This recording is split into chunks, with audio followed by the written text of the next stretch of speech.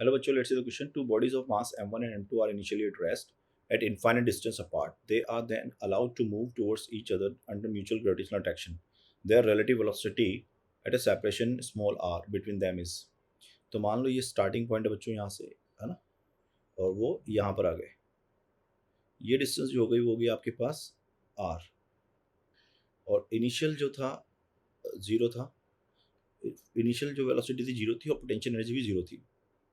तो जब यहाँ आ गया तो जीरो पोटेंशियल एनर्जी से यू इनिशियल कितनी होगी जीरो, यू फाइनल कितनी होगी minus G M one M two upon R, और मान लो इसकी वेलोसिटी हो गई वी वन और इसकी वेलोसिटी हो गई वी टू.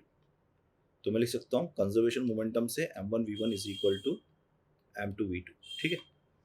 अब यहाँ से देखो तो लॉस हो गया काइनेटिक पोटेंशियल एनर्जी के अंदर. अगर पोटेंशियल एनर्जी में लॉस हुआ तो कहाँ जाएगा, gain in the kinetic energy. ठीक है. अब काइनेटिक एनर्जी किसकी आएगी, दोनों की आएगी. तो gain in kinetic energy, gain in K is equal to loss in P. So gain हो गया half M one V one का square is plus half M two V two का square is equal loss G M one M two upon R. ये लॉस हो गया. Finally फिर लिख सकता हूँ मैं G M one M two upon R is equal to half M one V one का square plus half M two V two का स्क्वायर. लेकिन ऑलरेडी हम बोल रहे हैं M one V one is equal to what, M two V two, right. तो मैं ऊपर नीचे इसको एम वन से मल्टीप्लाई कर लेता हूँ और इसको एम टू से मल्टीप्लाई कर लेता हूँ.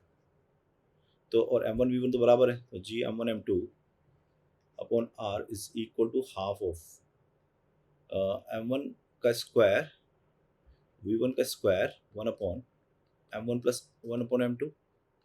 या इसको मैं ऐसे भी लिख सकता हूँ, और one by two M two का स्क्वायर वी टू का square one by M one plus one by M to.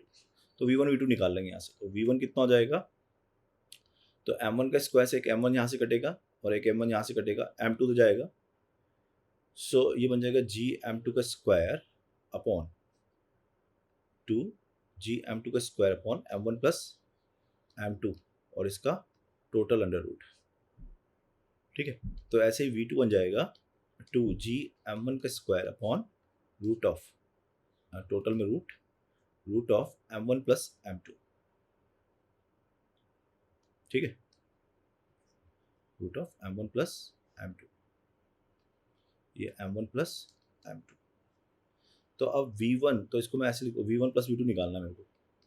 Relative तो ये होगा, दोनों एक दूसरे की ओर आ रहे हैं. तो root of two G by M one plus M two बाहर निकाल लो, हाँ, दोनों में कॉमन आ रहे हैं. तो ये आ जाएगा आपका M two plus M one root से बाहर आके. तो बच्चों ये आ जाएगा root of two G M one plus M to.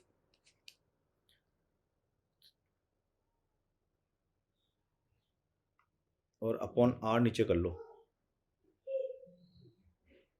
Are नीचे है ना, ये वाला R. So right answer of this question is B. All the best.